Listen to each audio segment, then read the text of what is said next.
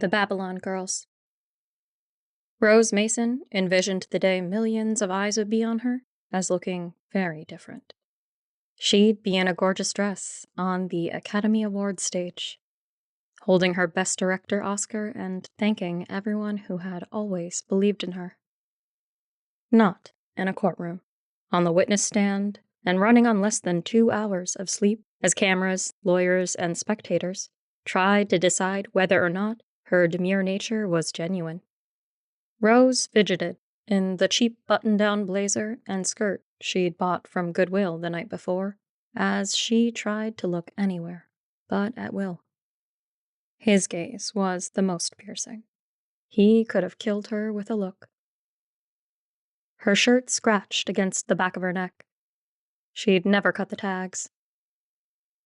The prosecutor, a tall, lanky man with gray hair, spoke. "Miss Mason, please state your full name for the record." "Rose Deanna Mason." "Do you recognize the defendant?" "Yes." "Can you point him out and describe what he's wearing?" She did so. "Miss Mason, to the best of your ability, tell us your recollection of the events of November 16th and 17th, 2015.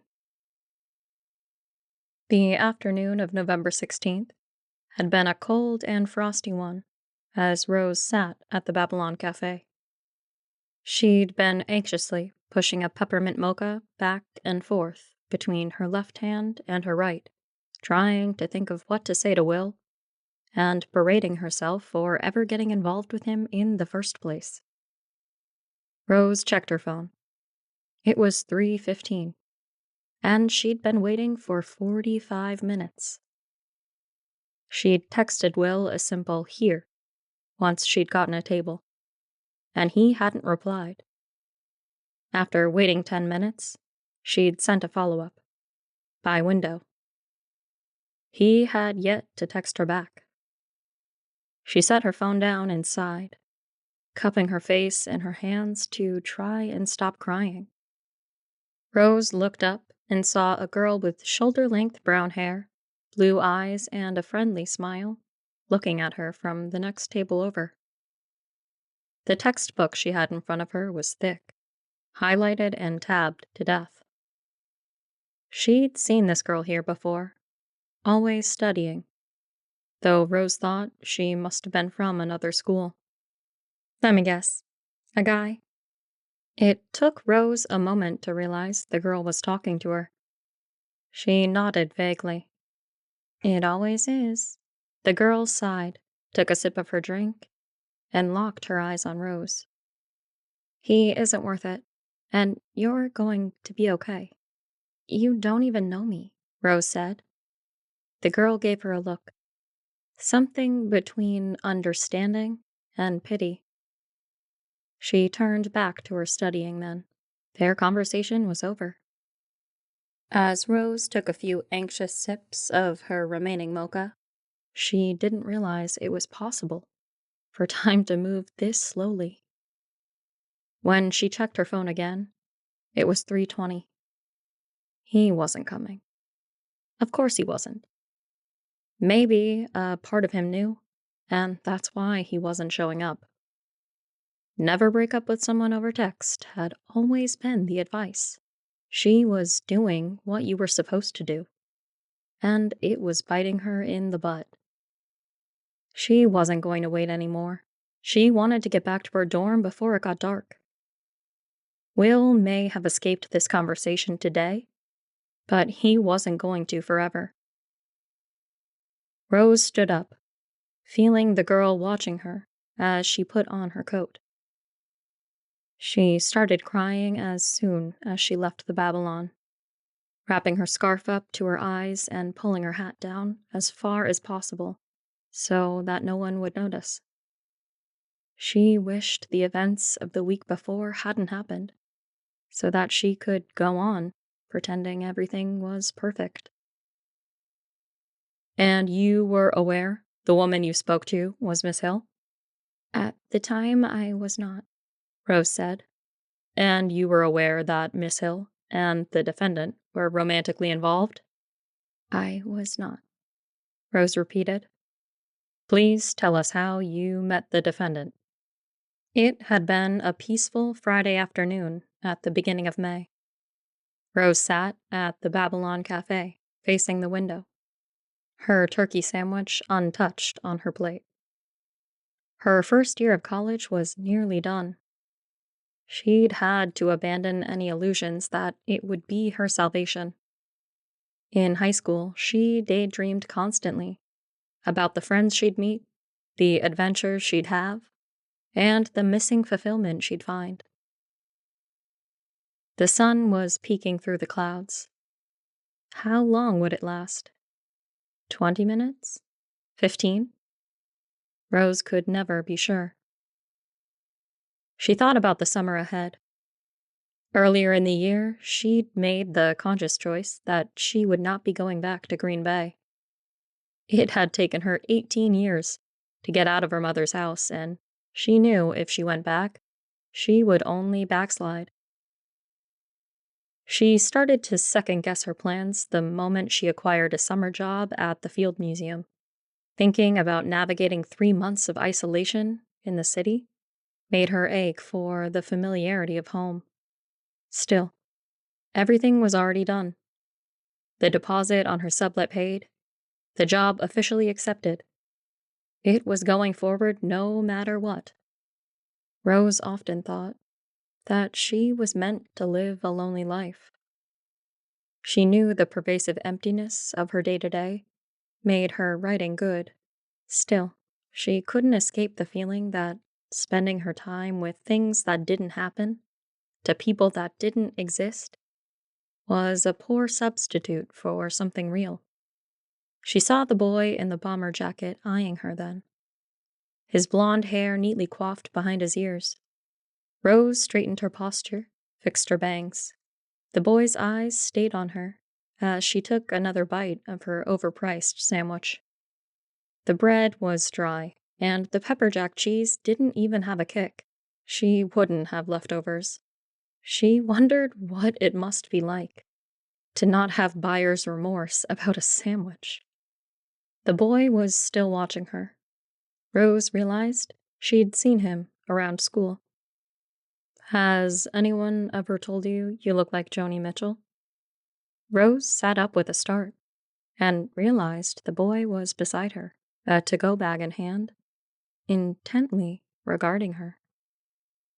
His cheeks flushed as his mouth curled into a nervous smile. I didn't mean to scare you. It's okay, Rose whispered. She got lost for a moment in his eyes. They were gray. She didn't know if she'd ever met someone with gray eyes before. To answer your question, yes.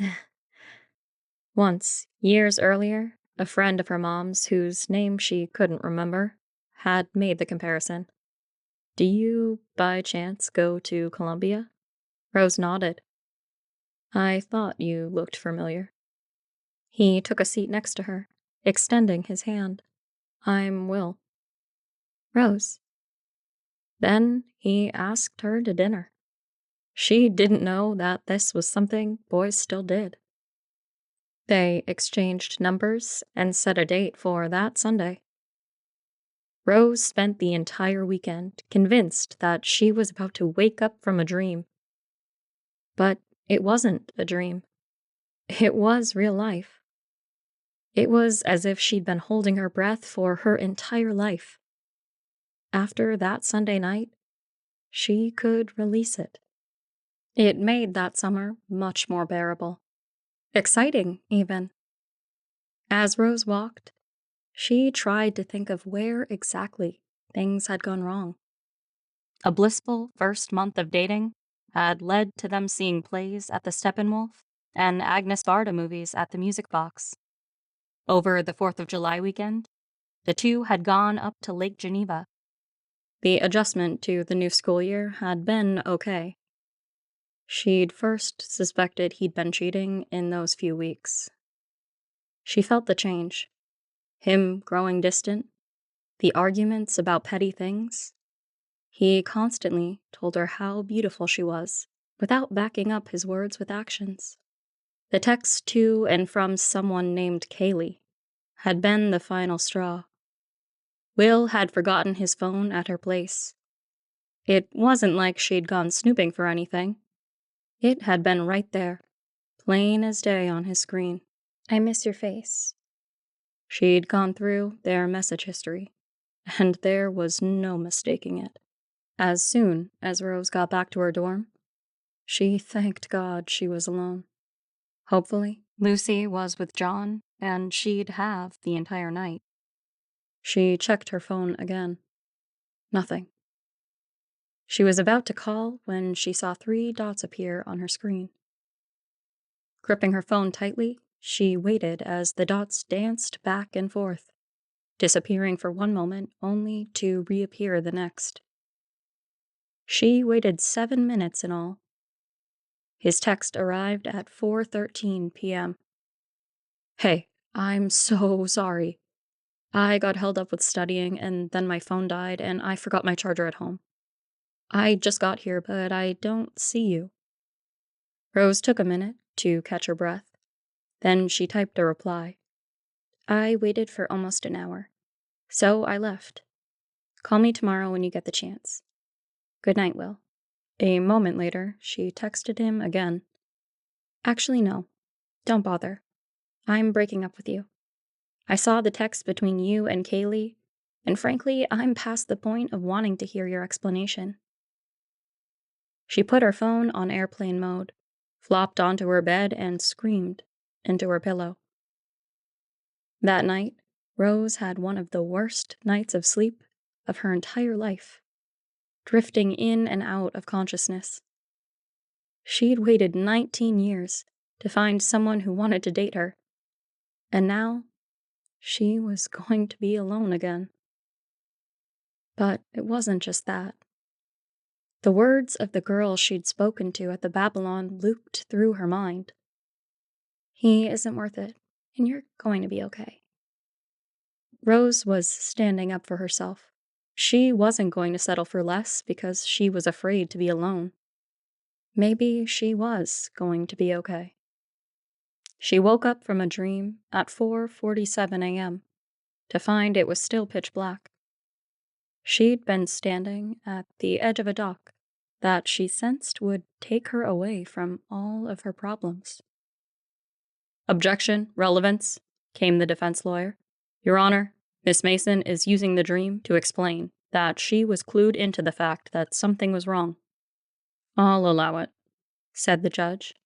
A man Rose sensed was grandfatherly to those he liked, but stern with anyone who crossed his path. He turned to her. Continue, Miss Mason. In Rose's dream, the wind assaulted her from every angle as she spoke to the captain. He informed her that the journey was going to be rough and unpleasant. But if she didn't leave now, it would be unclear when she would get another opportunity. As she sat up in bed, an eerie feeling washed over her. It was something that she couldn't describe beyond the sense that she felt as though she'd exited the world she knew and entered into another one. Something was different now, something that she couldn't explain. She starkly remembered the text she'd sent Will and stalled as long as possible before summoning all of her courage to take her phone off airplane mode. It took a few minutes for everything to trickle through. First came her emails, then the news and weather, and then all of Will's messages. There were 36 texts, 28 missed calls, and 11 voicemails in all. She'd go to the text first, so as not to overwhelm herself. Rose glanced out her window. In the daytime, you could see a simple view of the Chicago streets. Now, there was only the faint illumination from streetlights. This time of the morning always gave Rose an otherworldly feeling, like she didn't exist at all. As she read through everything, it all processed on a delay. There was nothing before 9:42 p.m. when the first missed calls and texts came through, followed in quick succession by several more. Rose, baby, please pick up the phone. I don't even know why you're mad at me. Please call me back. At 10:07 p.m., the voicemails started rolling in.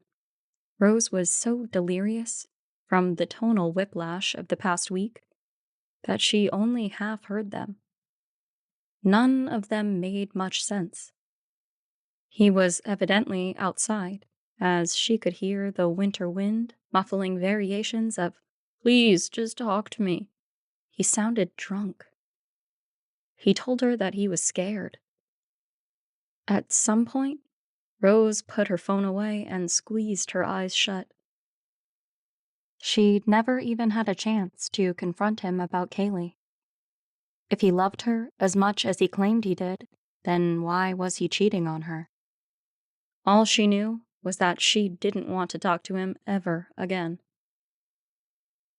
Rose awoke again a few hours later and checked her phone. Will hadn't texted her after the "I love you" at 4:13 a.m. She'd deal with it later. She had class in less than an hour. Somehow, she found the energy to get out of bed and get dressed and try to go about her day. Writing the short film had almost been remarkable in its normalcy. Thankfully, it was her only class of the day. Afterwards, she caught up on studying in the library and went to an on-campus screening of White Christmas. Briefly, she forgot about Will. About everything. She'd been through the end of the world, and no one had a clue. Maybe all it meant was that the girl at the Babylon was right. She was going to be okay. After, Rose went to the common area to make herself dinner, when she saw Lucy there doing the same. "Hey," Rose said. Lucy raised her eyebrows. "Oh," she said. "Hey. How's it going?" Rose asked, her tone cheerful as she laid out peanut butter, jelly, bread, and a plate on the counter. Couldn't go wrong with a PB&J. "Oh," Lucy started. "You don't know." Rose had just dipped her knife into the jar of peanut butter. "I don't know what." "Your boyfriend was arrested." Everything froze. Arrested for what?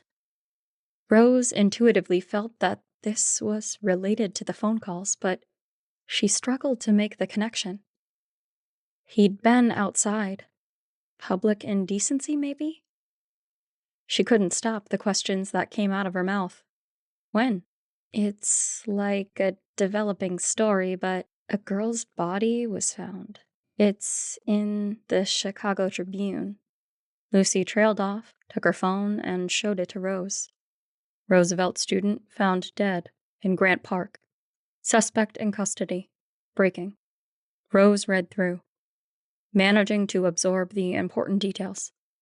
In the early hours of the morning, a maintenance worker had found the girl's body. She was quickly identified as Kaylee Hill, a junior at Roosevelt and an English major. She loved sports, crafts, and traveling. She wanted to teach creative writing one day. Rose started shaking profusely as she saw Kaylee's picture. It was the girl from the Babylon. Her roommates had reported her missing when she failed to return home from studying. They told the police to look into her on-again, off-again boyfriend, Columbia senior, William Fleck. Sure enough, witnesses had seen them leaving the Babylon together. They'd found him in short order at his apartment. Everything clicked at once. Not only was Kaylee the one she talked to at the Babylon, but it was the same Kaylee whose texts she'd seen. Still, Nothing made any sense. She dropped the phone. Sorry. Lucy picked it up. Don't worry, she said, concerned. The voicemails, Rose thought. She left, leaving her unmade dinner sitting on the counter. Somehow, she found her way to her bed before she collapsed. So much was coming into focus. Why he always came to her. Why she'd never met anyone in his life.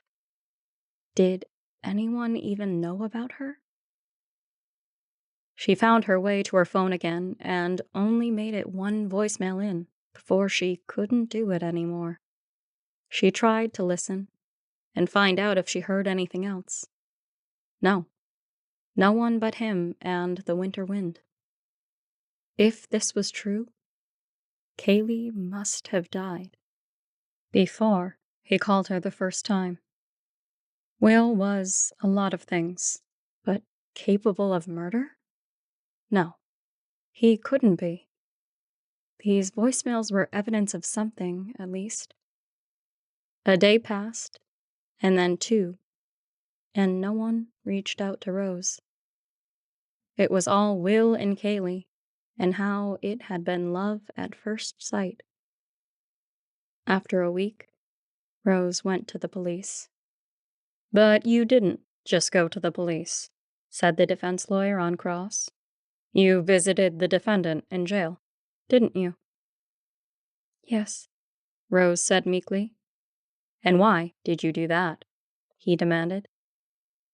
I wanted to know if it was true. She lied that she was his sister. It was a bitterly frigid afternoon when she sat in the jail.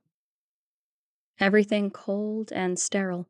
She was convinced she'd made a mistake and wanted to turn back. But it was too late. Rose's heart could have stopped as two guards brought him out. Seeing him in the orange jumpsuit made her realize the gravity of what had happened, what he'd allegedly done. Still, she wanted something. Any confirmation to tell her this wasn't true. He hadn't done this. He hadn't killed a person, and she wasn't the other woman.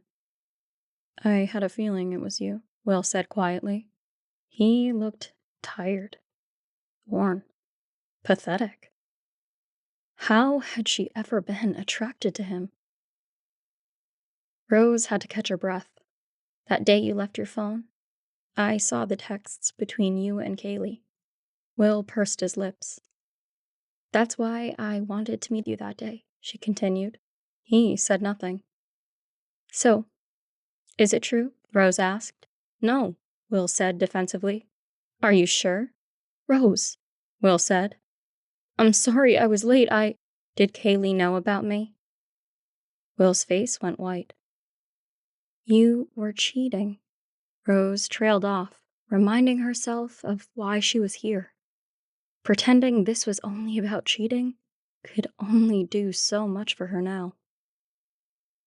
Will opened his mouth, but could only stumble over his words. Did she know? Rose saw the scenario in her head. Him showing up at the Babylon, them talking, leaving together. Something about why he was upset, why he was there. Had they gotten into a fight about something? About Rose? Well, did she? No, Will said, his face even whiter. This is all a misunderstanding. Rose scoffed. They said you left with her. It means a lot that you would visit, Will said after a long silence. She took a good look at him. His gray eyes were cold. There was no light in them at all. She still didn't understand what was happening, but she knew she needed to tell the police about the voicemails. It would change her life forever. But she'd never be able to live with herself if she didn't. The night following her testimony, Rose dreamed of Kaylee. They were at the Babylon, except it was spring. Sunny. serene. They were laughing and talking about something. "Rose, I think we have a lot in common," Kaylee said to her. "I think we're going to be great friends."